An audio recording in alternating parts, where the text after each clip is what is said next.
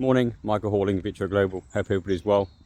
If you saw my LinkedIn post last week, you'll have seen that I went to HR Vision, a 2-day conference in London, sort of dedicated to chief people officers, HR directors, chief of learning, learning managers, as well as talent acquisition and development. And really interesting couple of days, some amazing people. I put a shout out last week to some of those people as well. And I think what was interesting, they talked about the 3 trends that are coming out early part of this year already. So 2025 January, early trends, and it was about developing effective leadership in what is effectively a changing business and a very much a changing workforce.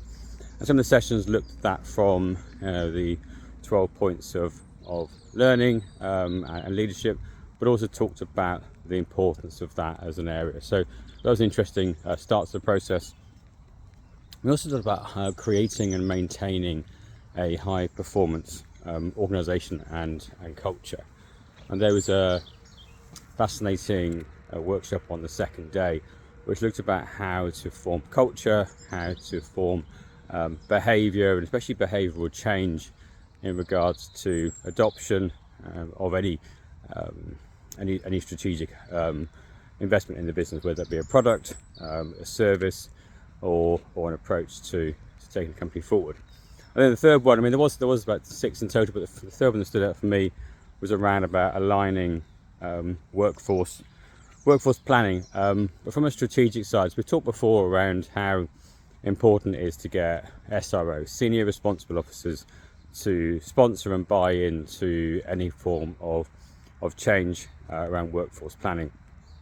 Whether you're looking at it from a skills perspective, in terms of skills intelligence, trying to do some gap analysis on current skills versus future skills, or you're looking at it more from a demand planning side in terms of resources, locations, and demand to actually work. And the third aspect, obviously, is the analytical side of that, so post planning.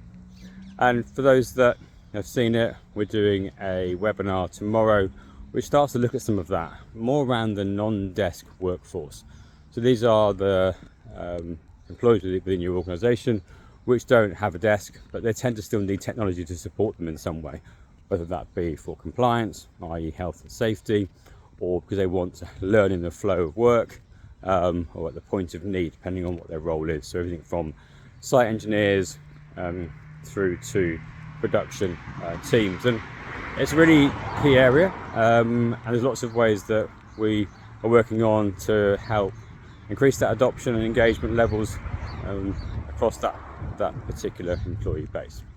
If you're interested in that, or you think somebody else might be, then it'd be great to talk to your colleagues or your contacts, because we're gaining more information in this in different areas, from different sectors, so hospitality, production, supply chain, and more information we all can share, the richer the experience is.